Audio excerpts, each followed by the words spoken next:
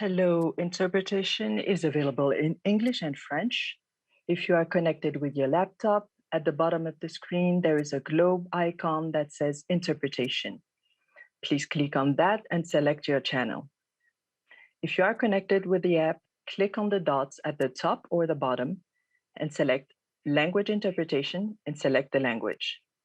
Also for the speakers, if possible, please do not speak too fast for interpretation. Thank you. Bonjour, l'interprétation est disponible en anglais et en français. Si vous êtes connecté sur votre ordinateur portable, en bas de votre écran, il y a une icône sous forme de globe où il est indiqué interprétation. Veuillez cliquer dessus et sélectionner votre canal. Si vous êtes connecté à travers l'application, cliquez sur les petits points en bas ou en haut, sélectionnez langue d'interprétation et sélectionnez votre langue. Aussi pour les conférenciers, si possible, veuillez ne pas parler trop vite pour l'interprétation, s'il vous plaît. Merci. Thank you. Good morning from Washington, and good afternoon to all of you joining us from Brussels and, of course, across Africa. My name is Ababa Amro Selassie, and I'm very, very pleased to welcome you all to the 9th Annual Fiscal Forum. As many of you know, this forum is a yearly event co-organized by the African and Fiscal Departments of the IMF with the European Commission's Directorate General for International Partnerships and hosting African countries. Since its inception in 2011, the Fiscal Forum has aimed to foster peer-to-peer discussions amongst high-level civil servants across sub-Saharan Africa and engaging them with the fiscal challenges that countries face and how best to overcome them. In the context of the pandemic, this year's edition, like much else, will be virtual. We thought this would also be a perfect opportunity to gear up the discussion to a higher level and engage with senior policymakers.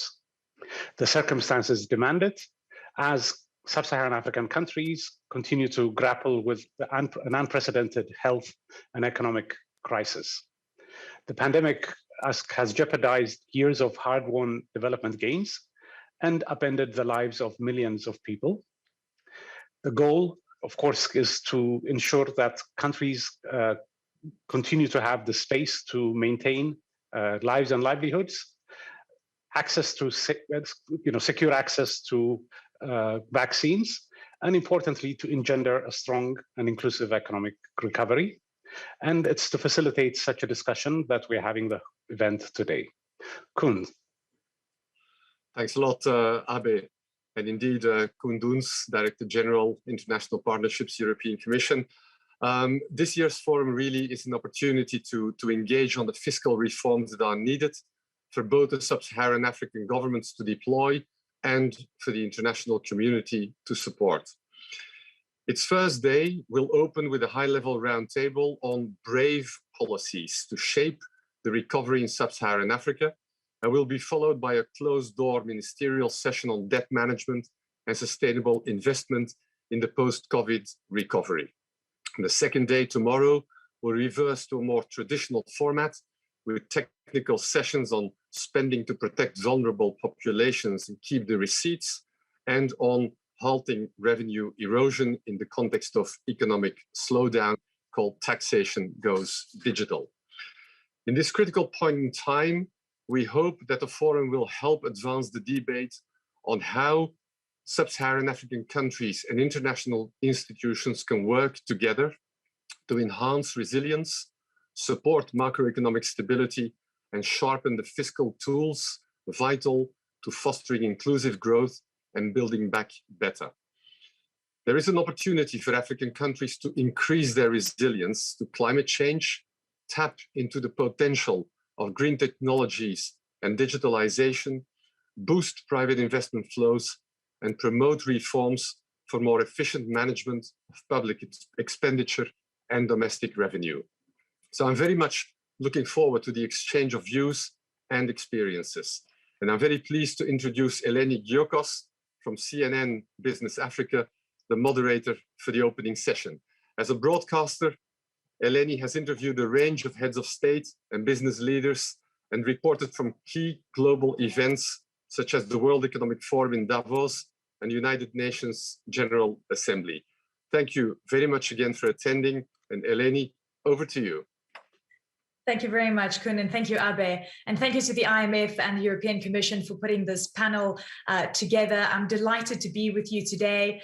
And importantly, this is the 9th year that we meet for the Africa Fiscal Forum. We meet during unprecedented times, and even during a pandemic, conversations are still very much on the go. We've been able to transcend these challenges, being unable to meet in person, but of course, meeting on platforms like this. I'd just like to remind you of our hashtag for social media as you listen to this opening panel.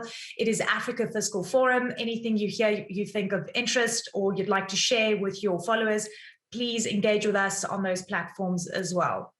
So today our roundtable is the opening session of the Africa Fiscal Forum, and it's focused on brave policies to shape the recovery in Africa. So when we say that, what do we mean by brave policies? We'll mean bold, revenue-based, anchored, vaccine-compatible, and equitable policies. And we'll be going through these brave policies that leaders and stakeholders will be able to use as a benchmark as they navigate through the year ahead. And of course, to deliver on a strong recovery, to counter the devastating impact of the pandemic, policymakers and stakeholders will need to be brave, they'll need to be agile, and of course, resilient and adapt to these uncertain times. So today we're going to be taking stock of the health, the economic and social impact of the pandemic on sub-Saharan African countries and the reforms that are needed to be implemented and of course alleviate some of the pain. We've got to identify the short-term and medium-term fiscal challenges faced by countries and highlight the necessary brave fiscal reforms to address them. So I'm delighted and honored to be announcing my panel today. We have the Managing Director of the IMF, Kristalina Georgieva. We have Jutta Urpilainen, the Commissioner for International Partnerships at the European Commission, Her Excellency of Finance, Angola, Vera Davis de Souza, His Excellency Minister of Finance for Senegal, Amadou Hott, Tidjane Thiam, African Union Special Envoy for COVID-19, and of course, His Excellency Albert Muchanga, the African Union Commissioner for Economic Development, Trade, Industry and Mining. So welcome to all of you. Thank you so very much for joining us today. And we're going to be focusing on our first insights, that we're trying to extrapolate what occurred over the last year, the challenges, the immense challenges faced by sub-Saharan African countries. And of course, keeping in mind that economic growth is the lowest we've seen in 25 years. So what are the main lessons? What does it mean as we see the rise of variants, the uncertainty with vaccine rollouts, and importantly here, as we are now in very much the second wave in many African countries. So MD, I'd like to ask you the first question. Looking back at the year that was, the IMF has been so important in supporting many African countries and assisting with spending. I know the tagline of keep the receipts. It's such an important time, and the IMF has assisted in so many ways. Looking back, what have we learned? First, let me say it is wonderful that we have the European Commission and the IMF partnering with so many of the leaders of Africa. And I see on the panel really good friends. The very first thing I would say going back is that this unity of purpose we built in the highest moments of uncertainty is what helped us all to step up and prevent a much more devastating story in 2020. And it is all of us doing so. When I reflect on this year, there are three lessons I want us to reflect on. The first one is that very similar to how the virus hits people with weak immune systems, the crisis hits vulnerable countries the hardest. And what we have seen in this crisis are different types of vulnerabilities. The first one is vulnerabilities that are due to the structure of the economy.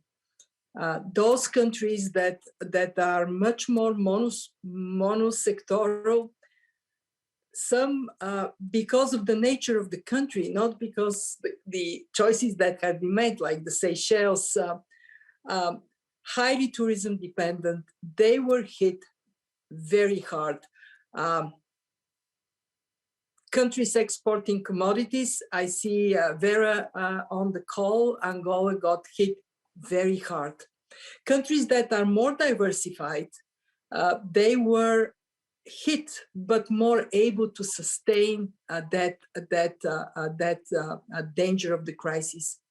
And of course, countries that during good times built strong fundamentals in terms of fiscal policies, they reap up the benefits of this hard work because the economies and people are more resilient. So that is the first lesson for all of us, is that resilience is no joke. We have to really concentrate on building our people and our economies to be more resilient to shocks in the future. The second lesson I drew from the crisis is that this saying that we have heard multiple times, crisis is an opportunity. Hey, it's true. What we have seen is many governments stepping up to use digital to serve their people and serve their businesses. We have seen remarkable innovations on a large scale. In Togo, a program that provides digitally support to normally not served vulnerable people. In Rwanda, robots scanning areas to make sure that medicine is delivered in a corona-safe manner. Private sector stepping up in terms of e-commerce, e-learning. This is, I think, one hope I have is that when we go on the other side of this crisis, all this acceleration of digitalization will be cemented in safety nets that are agile and responsive and work very hard in terms of moving the education to a digital platform. We have seen universities doing it. I really hope once we don't need it so much, we are not going to dump the advancements of digitalization and how that is a source of competitiveness. And the third, and this is hugely important lesson, we are in this together. What it meant for us in the fund is very swiftly to step up support for countries, because it was clear that financial lifelines for countries that do not have the same or any access to markets is going to make a huge difference. And we have done in sub-Saharan Africa somewhere between 13 and 16 times more than we normally would do in an average a year, depending on which cut of countries one takes.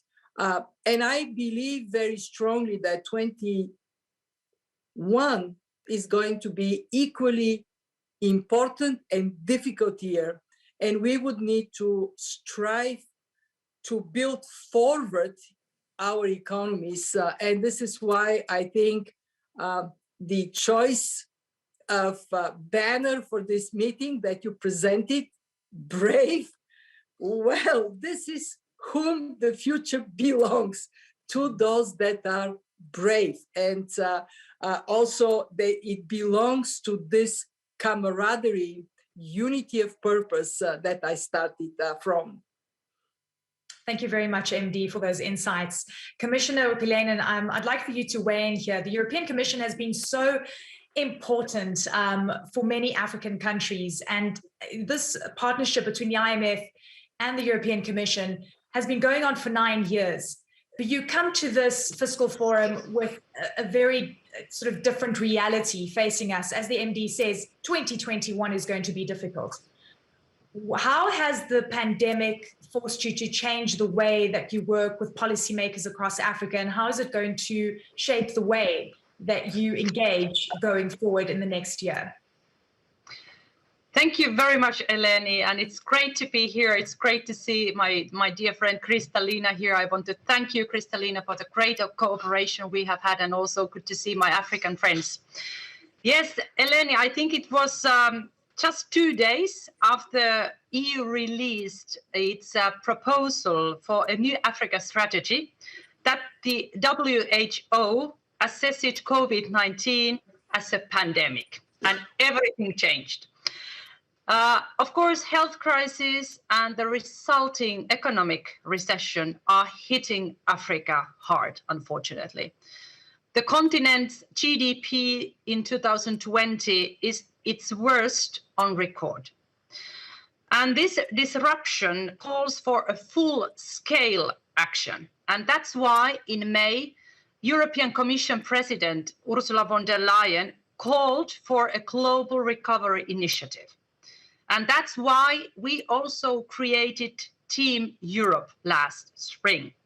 So Team Europe is a new approach that brings together the expertise, analysis, networks, and resources of the whole EU family. So the European Commission, the European member states, and the European financial institutions.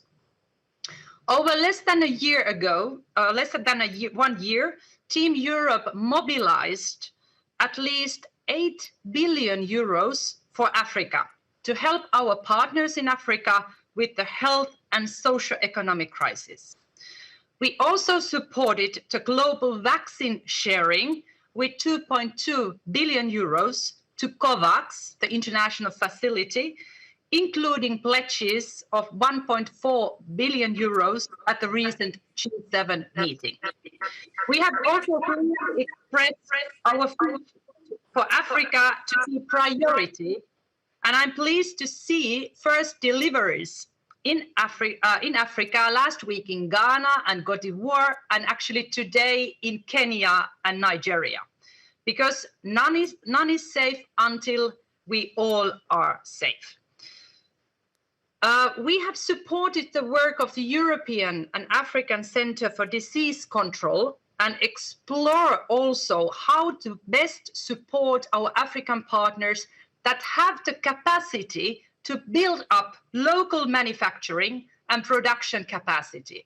And I think this is also a very important point for the future crisis perspective, that we really need to strengthen the manufacturing capacity and production capacity, not only in Europe, but also in Africa.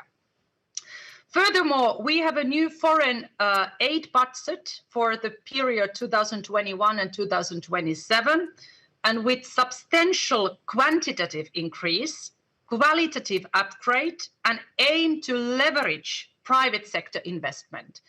Of course, Africa will be a major beneficiary of this evolution.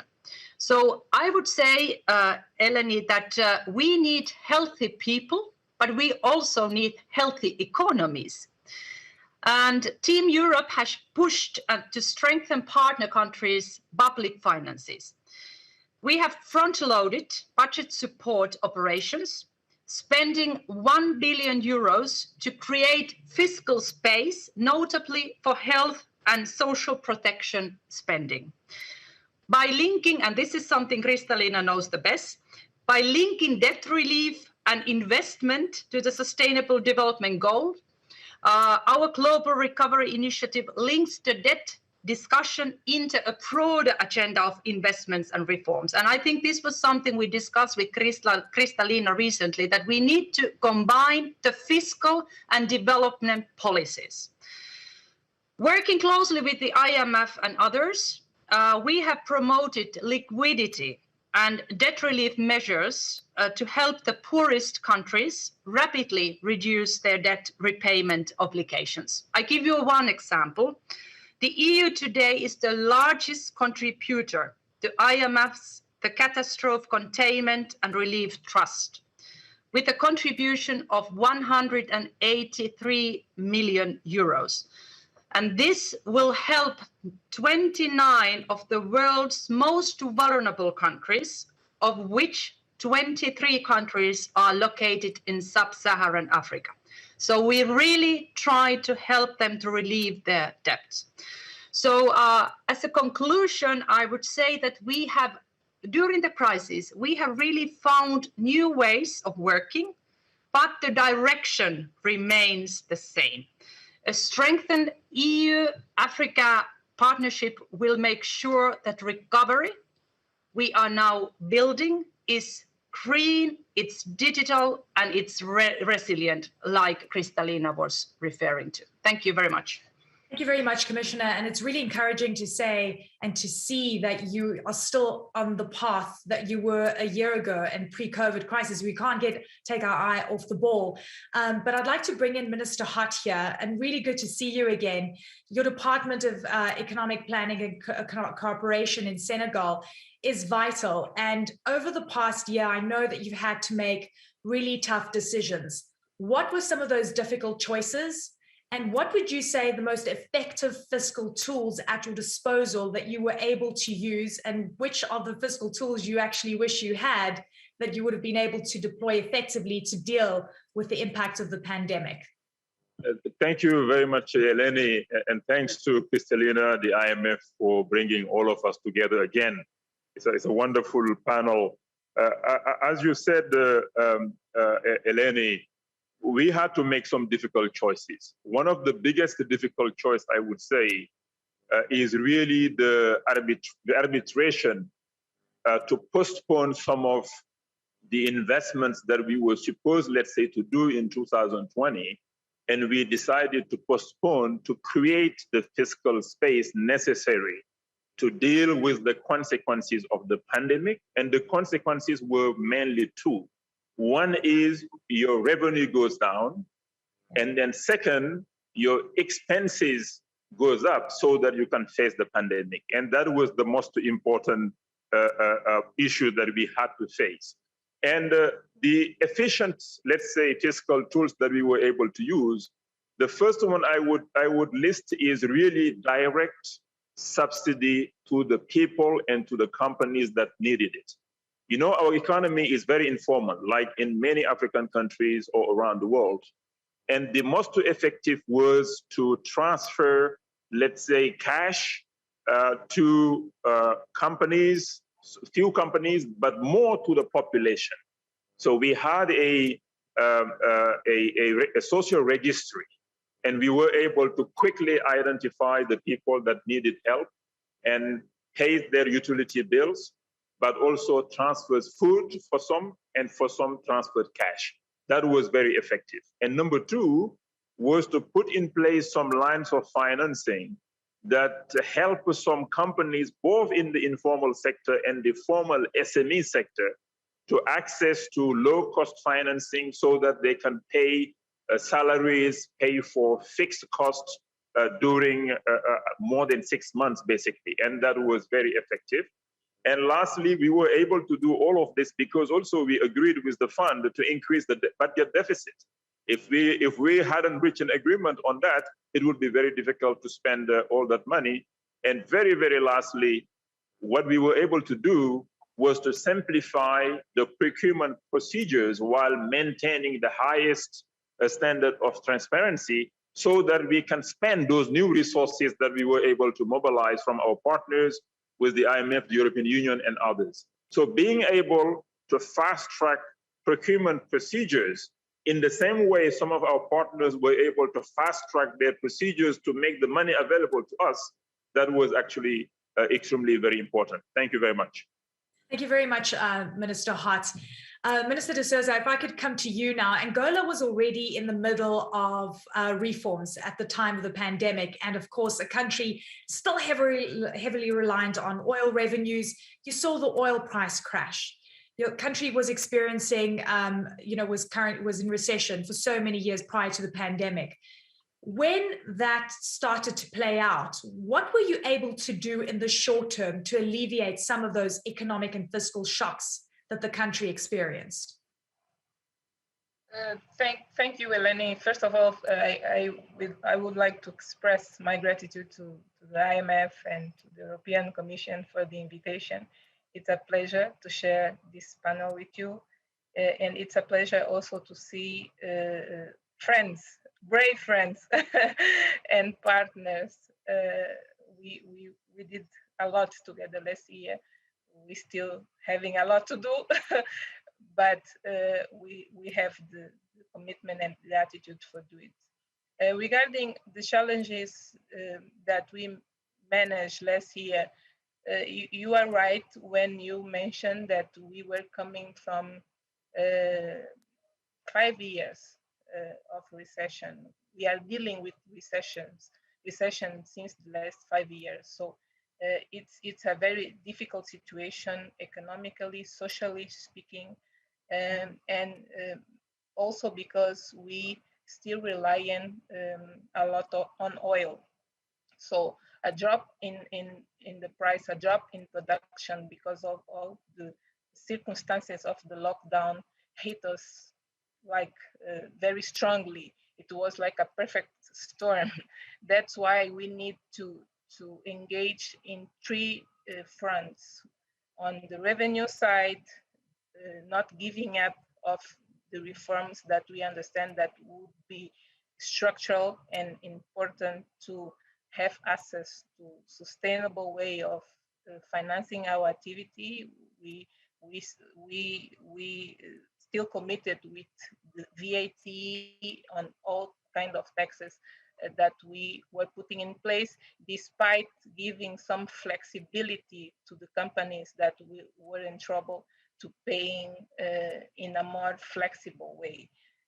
We were also working on the expenditure side. As the Minister Amadou mentioned, we had to freeze some expenditures, non-essential goods and service expenditure, to postpone some capital expenditures that were important, but we need to have fiscal space to address the increase on health expenditures. So we freeze some, we postpone others, and we also decide to make the move to shrink the government in itself, going from 28 ministers to 21. And we also work on the debt situation, taking advantage of the SSI, but also engaging with bilateral commercial creditors, private creditors that were open to deal with us and give us some breathing space. So we work a lot. I think we take advantage of this crisis. We see it like as an opportunity. We take just this opportunity to increase the digitalization of the process, making the public administration more efficient. We still have some challenges regarding the schools, the digitalizations of the schools to make sure that even with the lockdown, the kids still having access to education. We need to keep working on that. And we had also the opportunity to identify our vulnerabilities on our health system. We addressed some of them, but we still have some vulnerabilities to address. The challenge now is how to manage all these challenges with the limited fiscal space that we have. So the private sector will play an important role to help us to grow, and in that way try to increase the base, the fiscal base that we have to put in place some public investments that are important for us to address the social needs. Thank you so very much, Minister. Commissioner Muchanga, great to see you. The African Union had an important task of unifying the continent, the voice, the response. This was all in the cusp of the African Free Trade, Continental Free Trade Area going live. What we had planned for 2020 and 2021 from an economic perspective, obviously completely derailed by the pandemic. Take us through where we are right now and what you're expecting for the year ahead, and whether you're seeing the cohesion between African nations in fighting the pandemic as one. Thank you very much. I think I would like to join other panel members by saying that I'm very happy to be with all of you this afternoon. and I'm able to see you and other colleagues we have not met for some time as a result of the COVID pandemic. Where we are, I think I can indicate that at the economic level, things are not very good because the African economy declined by 3% last year, and we entered the recession for most of our countries for the first time in about 25 years. In terms of the health response, our leaders have been very coordinated and they've taken a very, very, very determined step. Immediately it broke out, that is the pandemic. At the level of the heads of state and government of the African Union, the Bureau was able to mobilize the ministers responsible for health, finance, agriculture, and trade to craft a continental strategy, and that was done. Some of the elements are to establish the African Medical Supplies Platform, which is working and facilitates pooled procurement of medicines and the medical equipment. And the other element is to come up with a COVID-19 fund with contributions from all member states and other cooperating partners, and also to open up the trade corridors so that goods and essential goods could move across the continent. So without that strong leadership from our heads of state and government, I think it would not have been able to be where we are now in really coming up with a strategy. Now, one of the lessons we have learned in this pandemic is that there can be an immediate disruption of global supply chains. And indeed, that's what happened to Africa, and quite a number of countries were equally affected. So this came at a time when we are also in the process of rolling out the African Continental Free Trade Area. Initially, we were supposed to do it on the 1st of July last year, but we postponed it as a result of the COVID-19 pandemic. Then we brought it forward to 1st of January this year, and that was done. And a secretariat is in place. Now, the importance of the African Continental Free Trade Area is that it sets a base really for the development of regional value and supply chains. And that in the process can promote a process of economic diversification, which is very, very, very important. Because when you look at the commodity composition of intra-African trade, a great percentage, about 42%, is in manufactured goods. So with the African Continental Free Trade Area, there will be added impetus for our manufacturers to invest in that sector. And we see them doing that. We've mobilized the private sector. And we are also in the process of trying to have access to the vaccine. So far, about 270 million doses have been procured with financing from the African Export-Import Bank. And we're expected to have another 400 million next year from various sources. And the African Export-Import Bank is expected to give an additional $5 billion in financing to be repaired over a period of 5 years. And our target is to see if between now and June, we can have 60% of the population vaccinated. And when we do that, we should be able to reach herd immunity. But our economies are in very dire straits. Let me be very, very honest. With this contraction of GDP and also the debt burdens, the recovery process really does not look very, very good. But the message which is coming out is that to build a strong foundation for recovery, you need a strong domestic resource base. And this is going to be one of our priorities in the next 4 years. Let me stop here. Thank you very much. Thank you very much for those insights and the honesty. Mr. Thiam, this is where you come in, and we just heard from Mr. Muchanga saying that we need to find solutions to the economic problem. We need to find resources. The private sector, you know that this could be one of the important ways that the continent could recover. But when you have negative perceptions about the debt burdens that are now causing pain in many African countries, and we saw what happened with Zambia towards the end of last year, do you think that that is going to scare investors away?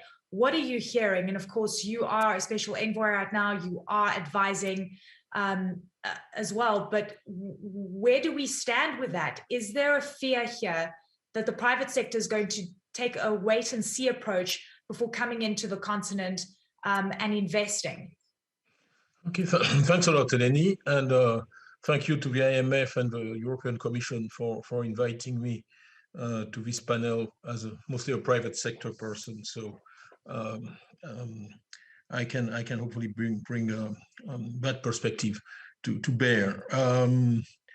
I think I'll make just maybe 2 or 3 comments. Since from kind of a market's perspective, the first lesson is a little bit like Kristalina said earlier, is that where there is a will, there is a way. Markets have been really shocked and impressed by the scale of what the governments have done in terms of stimulus. And we're in the process of seeing another $1.9 trillion of stimulus approved in the US. These are unthinkable numbers before COVID. So where there is a will, there is a way. And I would also like to add that leadership is key in that context. And sorry if I embarrass some of the members of the panel, but Kristalina, the ministers in Africa, Minister Vera, Minister Hott, Juta, the European Commission have set an example really for the world by the way they have reacted to this exogenous shock. And without forgetting my good friend Abe, but really it's been a collective effort, and it shows what can be achieved when people get together and work together. It's a pity that this was achieved during a tragedy, but I would like to pray that that spirit can be preserved, and the bee of brave and boldness also can be kept going forward to deal with future crises. The second observation I will make, maybe it will surprise you, but for me it's the power of science.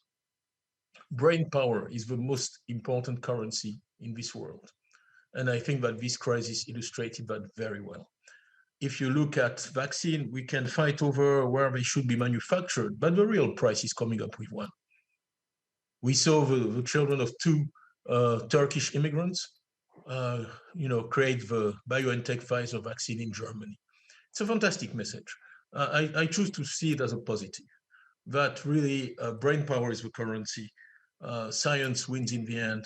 And this is really ultimately an area where Africa needs to compete, and not just be on the receiving end and asking to benefit from the creation of the brains of others, but be a contributor at that table. Because in reality, it's like the joke about Stalin and the Pope and the divisions. It's really how many brains you have. That's the real currency. And I will build into digital with that, because I completely agree with the comments made by Kristalina and others. It's a revolution.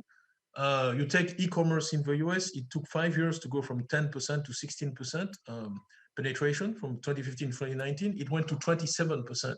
So we've gained 12 points in the last 12 months, more than in the previous 10 years. So it's a huge acceleration. It's a transformation, but here again, I think it's an opportunity for Africa. And I'll try to wrap up with that point, because we really can leapfrog the same way we've leapfrogged mobile technology. I was very involved in that 20 years ago. There is an opportunity here for Africa. It is a fiscal forum in terms of the digitalization of the public service. And really, as Amadou mentioned, using modern technology to collect revenues, which will also ensure something that is absolutely indispensable, which is the move from informal to formal. I say per se, informal is not a problem. I often joke that Microsoft, when Bill Gates created it in a garage with his buddy, was an informal company on its day one. So every company was informal. The question is, can you grow and become formal? So a big part of our challenge is how do you take those companies, accompany them, grow them. There is no huge company that wasn't small ones. So really the challenge, if you want to have big company, is to be able to take those SMEs and really allow them to grow. But when African presidents travel, when they take those companies with them, help them establish partnerships, help them grow. This is what happens in the developed countries. The same should be in Africa. And I think this forum is a good example. I'm pleased to be invited here as a private sector person, because that dialogue between the government, and fundamentally, let me be blunt, the taxpayers is key, because the government needs to listen to the taxpayers, and the wealthier the taxpayers, the better the government will be able to invest in fighting poverty, climate change, education, to compete in that brain power competition. So it's all a virtuous circle. So my final word is that really you asked me about the foreign capital and markets. The first thing they look at, Eleni, is what happens to the domestic companies. Okay, no company that is not in extractive industries will come into an environment if the native companies can't succeed. The only way and the best way to attract foreigners is to have successful nationals. If you have successful nationals, they'll say, okay, this is an environment where I can thrive, I can develop. So really, the priority for everybody should be to listen to the domestic firms, look after them, nurture them, help them grow, and I promise you, then the capital will come from abroad. Thank you very much, Mr. Tiam. Thank you very much for those insights. MD, it's now over to you, and I want to focus on the BRAVE acronym, and I'm going to just repeat for our audience members so they can understand where we're at. So we talk about BRAVE fiscal reforms, we're talking about bold, revenue-based, anchored, vaccine-compatible, and equitable. So MD, I would like for you to focus on the bold measures we need to take. I'm thinking about bold leaders, about bold private sector CEOs and executives. And importantly, I'm also thinking about bold lenders that are willing to embark on even more debt relief for the continent to free up some fiscal space. What are the top priorities for you?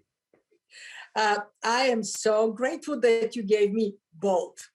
And I want to put as a motto of my intervention, in other words, responding to your assignment, something that Nelson Mandela said: make your choices reflect your hopes, not your fears.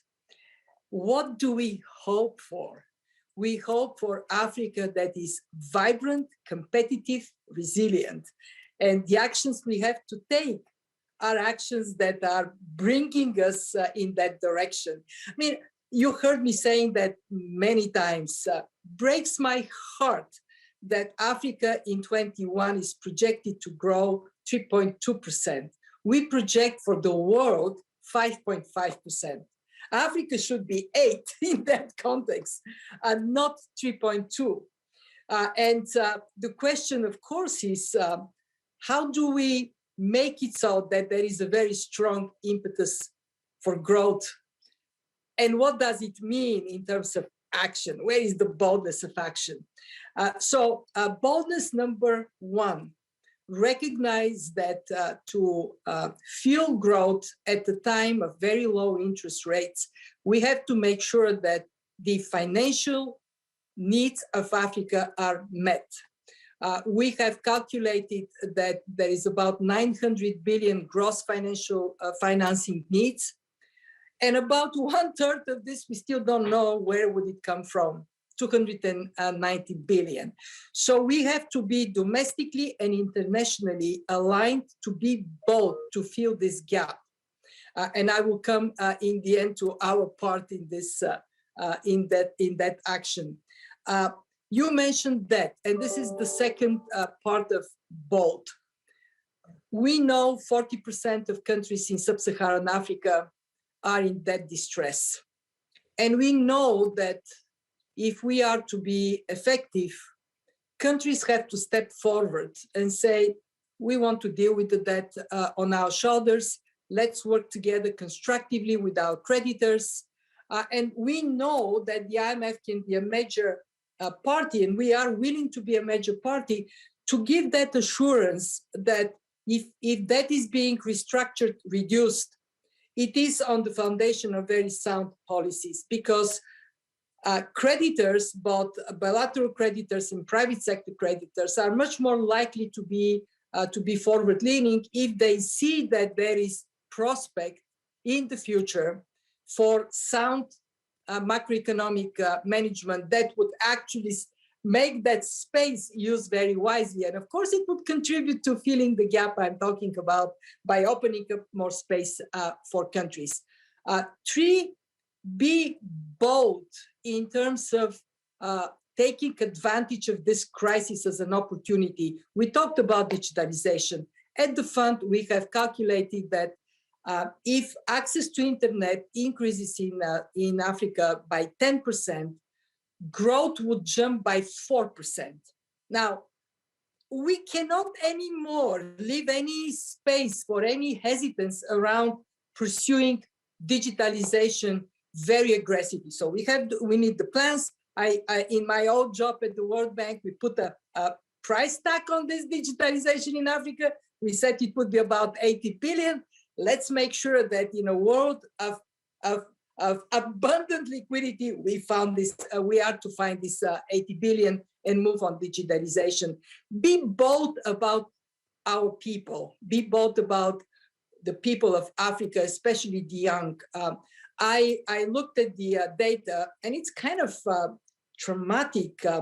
We already assess that losing on educational attainment in this 1 year of pandemic would cost in foregone income 500 billion to the youth of Africa.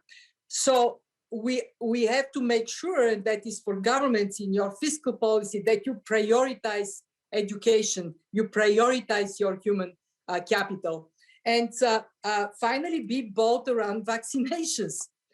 I want to praise Jutta. She has been on the case of her European brothers and sisters for Europe to expand significantly, to double funding for vaccination. But let me say it as the person in charge of economic policy in 2021, probably also in 2022, vaccine policy is the most important economic policy. Make your plans by the end of 21. What percentage of the population you expect to be vaccinated? What are the barriers? How can we collectively remove these barriers? How can we put pressure on companies? I mean, today there are 9 companies that produce vaccines. They're not 900, they're 9. How can we put pressure on them to license a bit more, to think about production capacity in other places, including in Africa? So instead of saying, oh, well, you know, it's really difficult, and for us to have a plan how to absolutely massively press for vaccinations, because it matters for Africa, but it matters to everybody else. In Europe, Jutta would tell us that the mutations are what scares it scares me.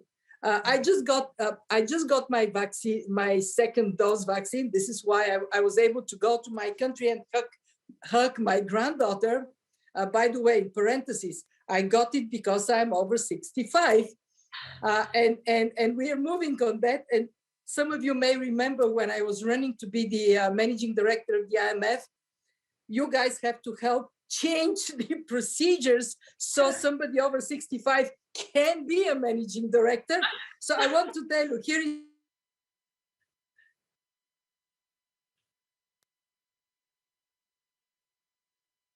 Oh, okay, we've lost you, MD. Very soon when I would have to have an... Oh. There we go, you're back. You were saying something really interesting, yes. I was just saying that I don't know whether I wouldn't need in 3 months a booster, in another 3 months another booster, and in another three months another booster, because of mutations. And mutations would be there as long as we don't vaccinate everybody everywhere. So that we have to be bold, and bold for Africa, bold for the world. And let me finally say where I see boldness in what we are going to do at the fund. My gratitude to all of you, to Jutta and European Ministers of Finance, and to the African Ministers of Finance, the African leaders, for pressing for a new SDR allocation. For those on the call who may not know what it is, special drawing rights is in a way the currency of the IMF. We issue it and we distribute across the board to all countries.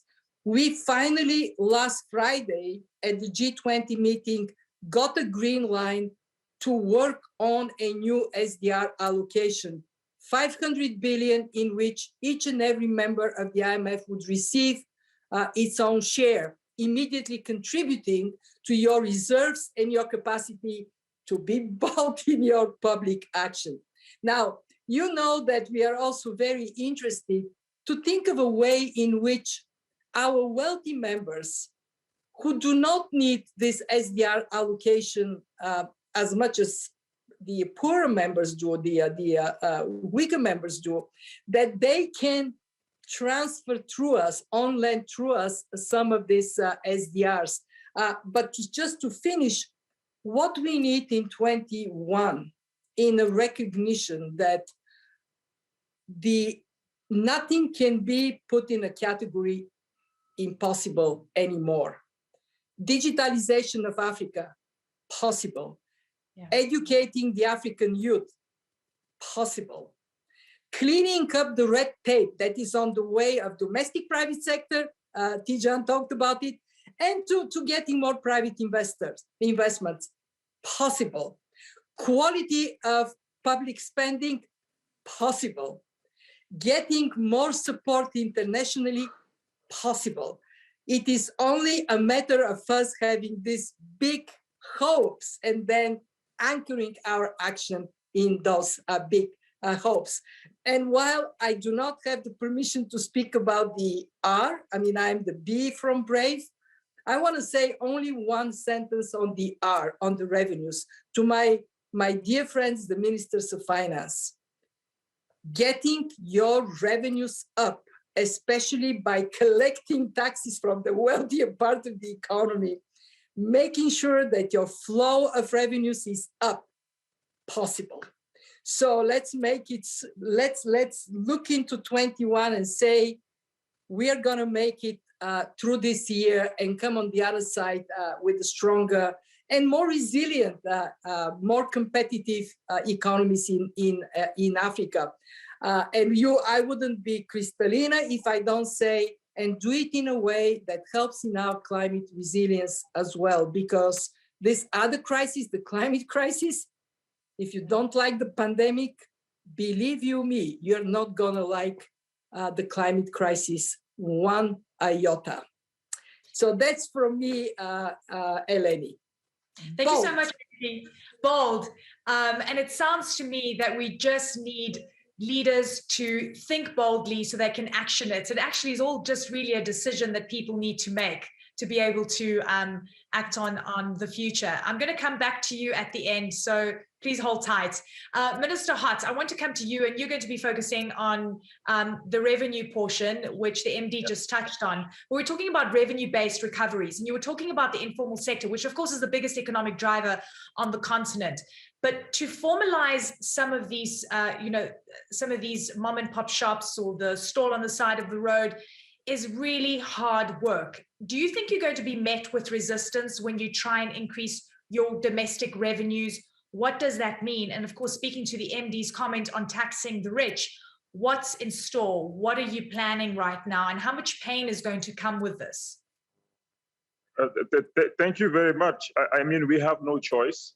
If we would like to spend more, we would like to deal with all the debt issues, we need to increase our revenue. If you have the growth without revenue, it won't go too far. That is why our countries, in particular in Senegal, we are focusing on supporting the private sector, but minimizing tax exemption. So you need the private sector to have more activities, more businesses, to hire more people, but also to pay the fair amount of tax. So this is one. Number two, to widen the tax base. If you look at Senegal, we have about 80,000 companies, let's say, paying tax. We need to go to 300,000, because most of the economy is in the informal sector. And so we are putting in place the tools so that we can embark on more companies into formalization, and demonstrating that formalization is a win-win also scenario for both the companies and the governments and the populations. Companies that were not formal during the crisis, it was difficult to help those companies. When there is a crisis, you are known by the tax authorities, it's better for you because also the government will be able to help you. We are working also on making also paying tax also easier. Tijan mentioned it, Kristalina talked about it, digitalization. This is where it should come so that everybody from everywhere can easily pay their taxes, pay a decent tax, but also know that the tax you're paying is going into efficient government spending. So it's growth with more revenue, but growth also with more efficient, more transparent government spending so that the population, the taxpayers, they know that the tax they're paying actually is going somewhere, very useful. And also on the private sector side, supporting the informal sector with lines of financing, guarantees so that they can invest, but the counterparties should be more formalization, more training, being visible, being known. So some of the programs that we have for the recovery, it will give you guarantees so that you can raise money from microcredit financing, for example, or from banks if you're in the informal sector, but you have to formalize more, and that I think will help us move forward. And on the private sector also, as Tijan said, helping local companies become stronger, local investors invest more, give them more lines of financing, provide, let's say, private equity financing, and all of that will help us attract the international companies. So it should go hand in hand. Thanks. So Minister Hart, I've got a question for you with regards to tax payment compliance. It's a very big issue. How quickly can you do that? 80,000, companies that are paying tax, pushing that up to 300,000.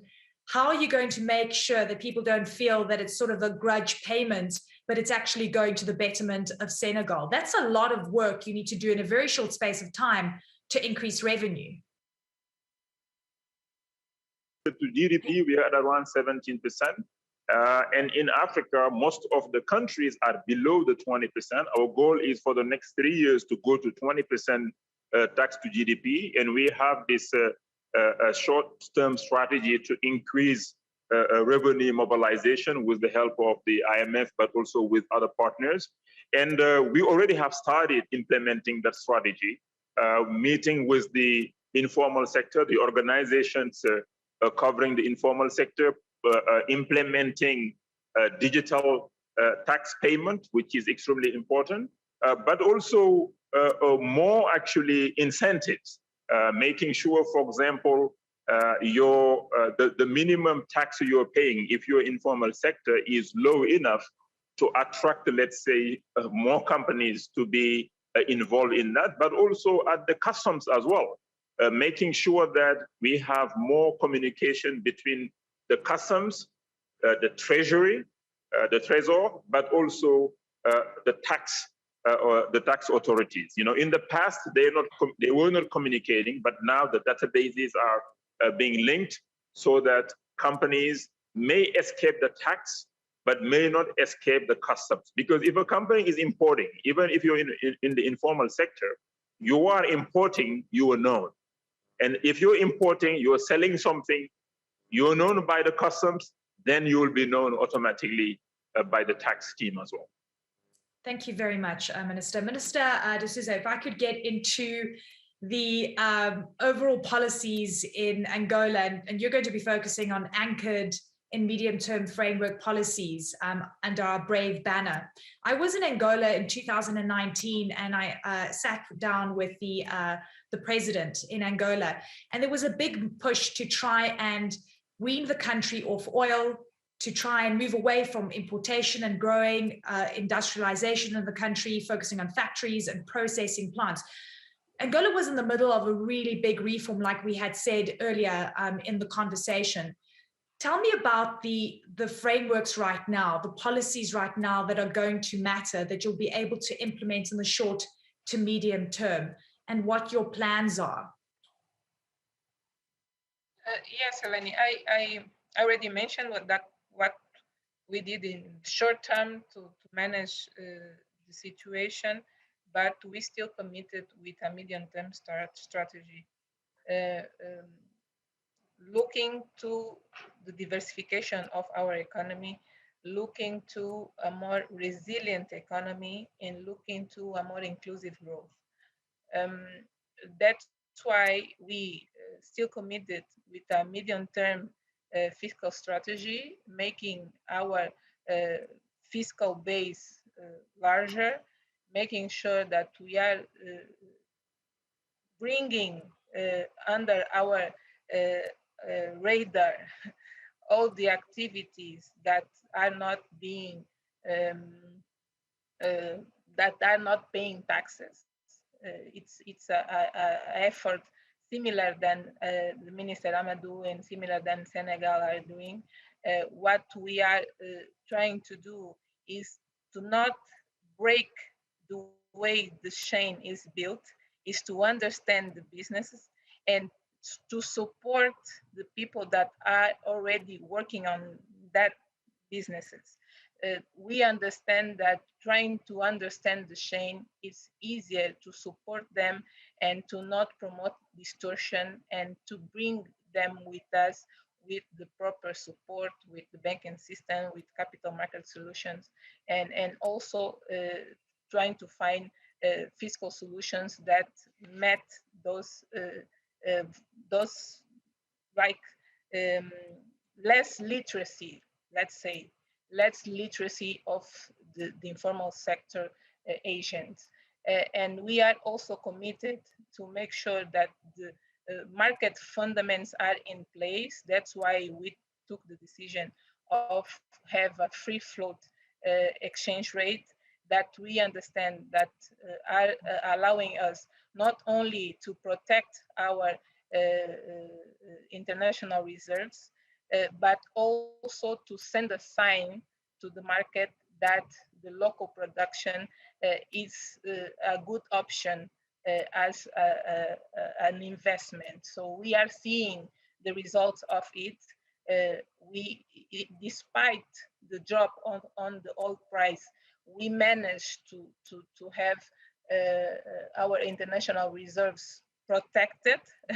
And we also are seeing the local investors putting money and ideas related to agriculture, related to small industry, because they understand that with a free float exchange rate, they have incentives and the state are not subsidizing imports as we are doing while we had a regime where the exchange rate was not on a free float regime. We still committed also with the inflation rate, because our authority, our monetary authority understand, and the government agree that a high inflation rate it's very hard for the populations, because hits directly the how many goods the population can buy with the same salary. That's why that we still committed also with the inflation rate. It's not an easy balance to make sure that the treasurer himself can finance through the market, but we are also pursuing stability on the price levels and also decreasing the inflation rate. That's why we understand it's so important to work hard on the revenue side, on the broaden the fiscal base and make sure that we are getting the proper amount of revenues to make sure that we depend less on the internal financing and we give space to the commercial banks to finance the private activity, and we are not competing, our fiscal policy are not competing with the monetary and the foreign exchange policy. That's a lot. Because I would like for you to talk about the debt burden, and I think this is really important, specifically when it comes to Angola. We've seen what has happened in Zambia. We're seeing other issues arise in some other debt-laden countries. How much of a worry is this for you, and how are you sorting out your medium-term policies to address the concerns that are swirling around the market? being conservative, Eleni, being conservative. We are looking only for concessional and semi-concessional financing, but we are looking at it as a second option. Our first option is private investment, is the first option. Come and invest in Angola, and with that, we will help to boost our economy, we will help to create jobs, we will help to collect taxes. This is our top list priority. And the second one is to get access to cheap financing, to pay for infrastructures that we understand that will be hard to put in place with the private sector help. So we need to find profitable sectors, profitable projects to put in place with private sector, and the ones that have more social impact and it's more difficult to find a way to be profitable. We want to have access to cheap financing, and the government do it by himself. Thank you very much, Minister. Thank you. Commissioner Muchanga, I have allocated vaccine compatible under BRAVE. The African Union, of course, is, as you mentioned earlier, is playing a very crucial role in securing vaccines for African countries. I know that the AU has, thrown out the idea of lifting the IPs on vaccines. Tell me about how we can, create an equitable space, which we know the EU Commissioner is going to touch on that in a short while. But we're talking about vaccine compatible. What is the scenarios that you're dealing with right now, and how do you figure out the best way forward? Thank you very much. I was lost for some time, very weak internet access. I hope during the course of my intervention, I will not be lost. When the proposal came forward, the heads of state and government looked at it, and they came up with a decision to support it. And consequently, we forwarded it to the African ambassadors at the WTO. And they're in the process of trying to secure co-sponsors. And that process still continues. And for as long as we don't have broad-based co-sponsorship, it's very, very, very difficult to see how that can work out. But we're hoping that quite a number of our colleagues in the international community will be able to co-sponsor the decision so that African countries are facilitated. So at this stage, in that particular area of the temporary removal of intellectual property rights vis-a-vis vaccine production and distribution across Africa, I think it's too early to tell how it is going to turn out. We have to see how the negotiations in the WTO turn out. And as you are aware, when issues are within the World Trade Organization, it takes some time. It's not something which can come out in a day. Thank you. Thank you very much. If I could just keep you for a second, we've actually got a few questions from our audience, which I'm going to quickly go to Commissioner Muchanga, since you're still online and your line is pretty good. Yes, fantastic. So the question here is that, could you please elaborate more on the African Union's efforts in addressing challenges facing Africa and socioeconomic issues? Are there opportunities to leverage resources within the Union structure? What would you say is the best way forward on that? Well, it's a very, very broad question. And I think I covered one of the issues that are very pertinent, and that is the need to expand and deepen the... I think we've lost Commissioner Muchanga. Yeah, we've lost him. Okay, let's go to, yeah, we've definitely lost him there. All right, Commissioner Pilanen, I've allocated equitable portion.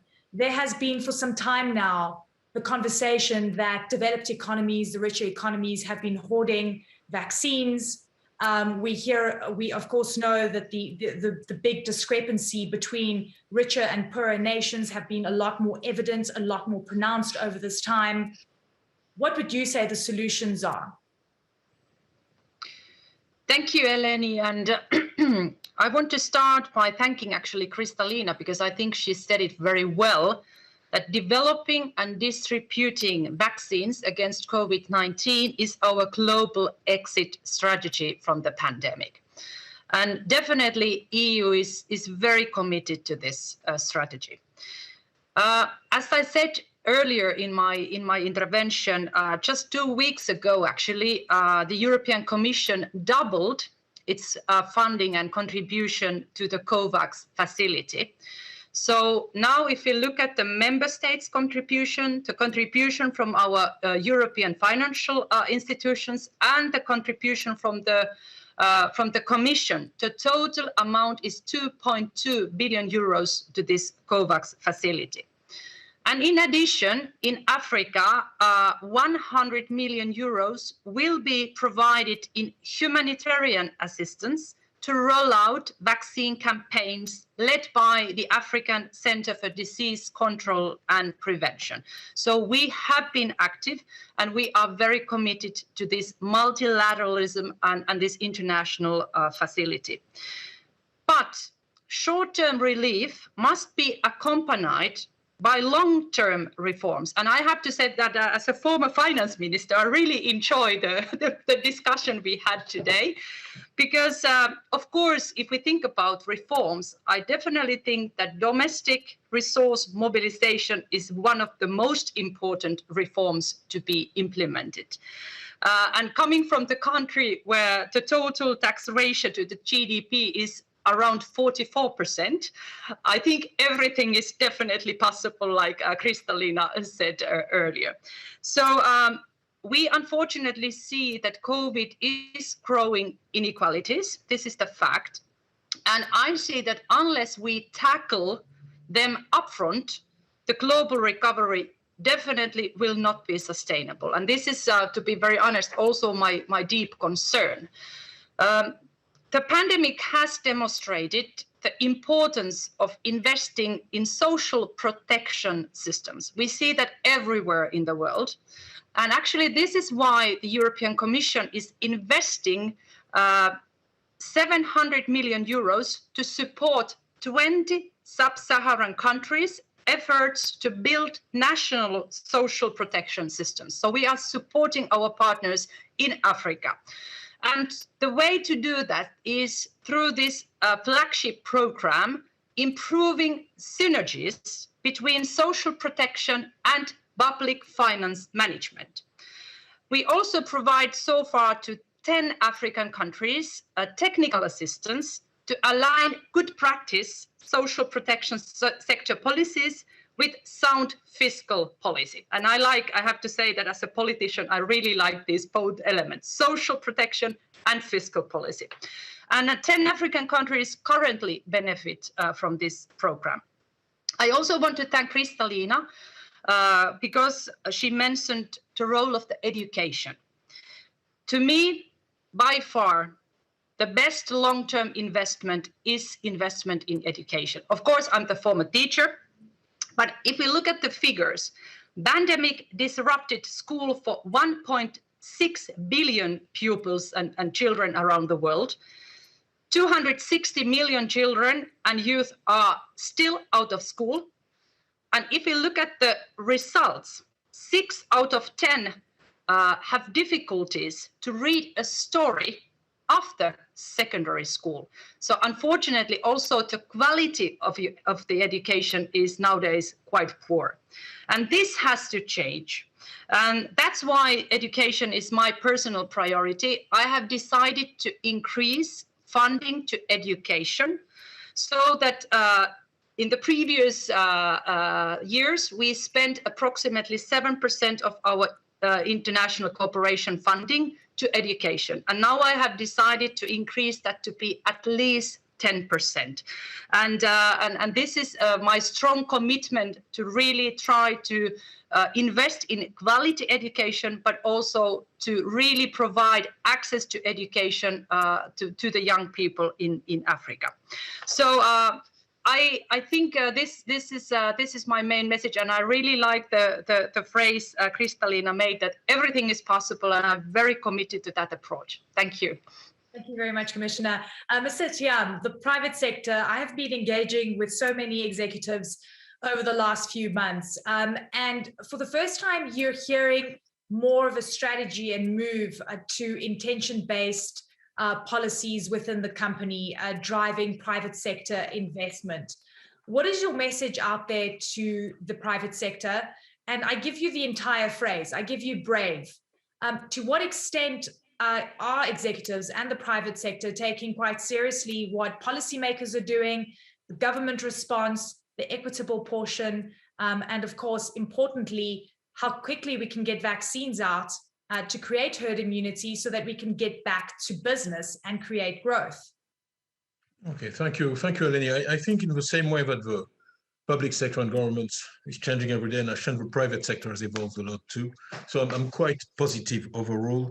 I mean, I have a great beard now, so I've been around a few years. I remember in the 80s, every time I was on a panel on sub-Saharan Africa, the line was, yeah, but you know, your GDP is smaller than the GDP of Belgium. Yeah. With all respect for Belgium, please, this is not a statement about Belgium, but it was actually true. It was $500 billion. Today it's $2.5 trillion. Nobody can say this anymore. So I am optimistic because Africa got itself to a place where it cannot be ignored anymore. So same GDP as India. There is not a serious businessman in the world who ignores India. You may or decide on to invest there or not to, but you're not going to ignore it. You're going to look at it and you're going to make a decision. And that's very important because that means that we have a chance to play. And I love what Kristalina said, and I hope she forgives me, but I think I'm going to now refer to her as Mrs. Possible. I love it. It's really, it is possible said it. It's all possible. And I think the private sector really is ready and willing to play the role. I've always said, my experience is that people are rational about the world. They apply the same lens they apply to Africa, to South Korea, or the Philippines, or Thailand, or, you know, and the key word is trust. Really, I always say to people, capital is a coward. If I've learned one thing in my years of finance, capital is a coward. At the first sign of trouble, runs away, and it takes a long time before it comes back. Okay, France ran a higher inflation than Germany in the 70s. For 15 years, it paid more than 100 basis points more for its debt, for a problem that was gone. Markets have long memory. They're really very careful, and when they run away, it takes a long time to bring them back. So trust, again, is very important. And let me just be blunt, but even on a private level, if you lend money to somebody, Eleni, and they come back and they tell you, you know what, I've got this great idea, I'm not going to pay you. You know, the next time they come back for more, you're going to be a bit careful. So everything that's been said today about giving a perspective, the private sector is risk-taking for a return. If they can trust that Minister Ott, Minister de Souza are going to do what they say, they will come back. But it's really important with the IMF and ABE to give them a perspective that the new situation is sustainable. 2015, I made a lot of enemies because I said, but I was very worried about Africa's debt, and it was growing, you know, unreasonably. You know, yeah, I wasn't popular, but I said it's not a popularity contest. The thing is, when you think about debt in the private sector, you think about stress testing. Okay, I've run financial companies. You only take on debt if you can pay it 99.9% of the cases, because you know that if there is a shock, you still need to be able to carry on and pay the debt. If every time there is a shock, you're going to have to come back and say, well, you know, it's tough. The market. John, can I ask you, yes. as you're talking about debt, do you yes. think that there should be a moratorium on debt repayments? Do you think those should be extended? I'm going to go back to the example of that. You know, all these things are coming up because we need to. Yes, but that's all. President Macky Sall said Africa's debt is 2% of, you know, global debt, but yet it's just colossal for the rest of the continent. Look, the issue is somebody gave you his good money or her good money, they need to be paid. It's not a question of, it's really, and if you're not paid, you need to tell them something they can believe in. It's simple. So the moratorium, yes, I mean, we've lobbied for it as envoys. We got the first GSSI, it should be prolonged, but that's all the past. What the market only and always looks at the future. So what they want to see is a path that is credible towards a sustainable debt situation. And if we do that, the money will come. I mean, you saw, I mean, SPACs have raised 150 billion since the beginning of the year. So when the market believes in something, Kristalina said it, there's so much money floating around. So the question is really being credible, being trusted. And I'm optimistic. I think we're well on the path there. When we have Amadou, we have Vera talking on panels, people believe them. Africans, we don't lack creativity, we don't lack courage, we don't lack intelligence. What we lack is really the ability to express all that. I look around now, there's an African running the AFC, there's an African running the WTO, there's an African running the WHO. In my lifetime, I've never seen that. So again, back to this is possible. All that stuff is possible, provided we work hard and we stay determined. Thank you. I'm going to call you Madame Possible from now on, MD. Thank you very much, Tidjane. It was really interesting to hear your thoughts. MD, over to you. Hearing everyone's input on the brave policies that are needed, I know you said 2021 is going to be tough. Commissioner Muchanga said we're not in a good spot in Africa right now. He was really very realistic and gave some really stark realities that we need to face. Where do you stand right now? Look, I am optimistic about Africa's future.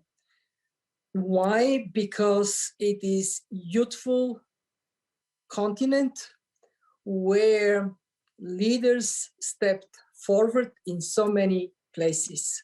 And some of these leaders are on this call.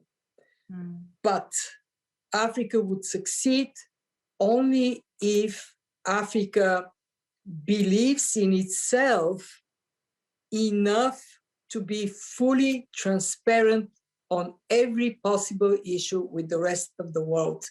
If I have one plea with Africa is put your books for everybody to see. On that, I'm much more interested to see full debt transparency than anything else related to that, because when it is for everybody to see as much as possible, contracts are done in a transparent, can be disclosed, they are transparent, then investors can make up their mind, they can see the books. The same applies to tax revenues, the same applies to public expenditures, the same applies to treatment of companies. This is my my big hope for Africa, that this generation of leaders that are coming with less of the hold back from the breaking with the colonial past, and more with, look, we are equal, we are part of the world community, and we have the confidence in us enough to build trust of everybody else. And, frankly, we know what has been holding any place on this planet back. We looked around to see what is the enemy, and it was us. When there is corruption, where is tolerance for deal making under the shadow, then bad things happen. My own country came out in the 90s from an incredibly painful period of collapse of the economy, hyperinflation. What rescued the country and put it on the right track is actually embracing more transparency, more accountability. And I would finish with this. I know I'm repeating myself, but to me, the key for the future of Africa is in digitalization, because if you put the government on digital, in e-governance is there for everybody to see, then it would be much harder to have some of the corruption and the hanky-panky that has been traumatizing business people and ordinary citizens. So that is, I want to say that I embrace possible. I get it. And I want this to be Africa, to have the nickname possible, the place where every dream can be turned into reality. It's possible. Thank you so very much, MD. Thank you very much, Commissioner. Thank you very much, Tijan, and of course, Honorable Minister de Souza, as well as Minister Hart. And you know, actually, it's up to Minister de Souza and Minister Hart to make it happen, right? They are the ones that we look to for the brave policies. And you know, you've got a tough job ahead of you because you've got to take the tough decisions. I'm going to leave you, I'm going to allow you just to speak for a few seconds, if that's okay. We're wrapping up. So Minister de Souza and then Minister Hart. Minister de Souza, what do you have to say as final words for us as we walk away and you continue not sleeping to try and make things right? Yes, and make the things possible. We are working hard. I totally agree with MD when she mentioned that we need to believe in ourselves. We need to believe in our continent, to believe in our countries and our people, and put all resources and invest time on ourselves, and also be open and transparent is part of it. If we are committed with the continent, if we are committed with the country and with the people, with real commitment, focus, and empathy, it will not be a difficult task to be transparent. Because at the end of the day, what the important is to assure that this continent is a good place for our people to live. Thank you very much. Minister Hart.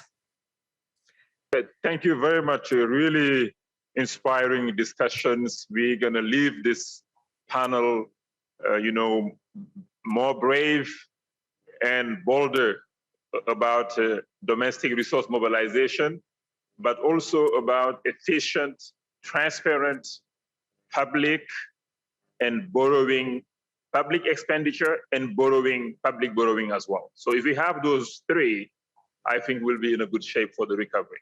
Thank you very much.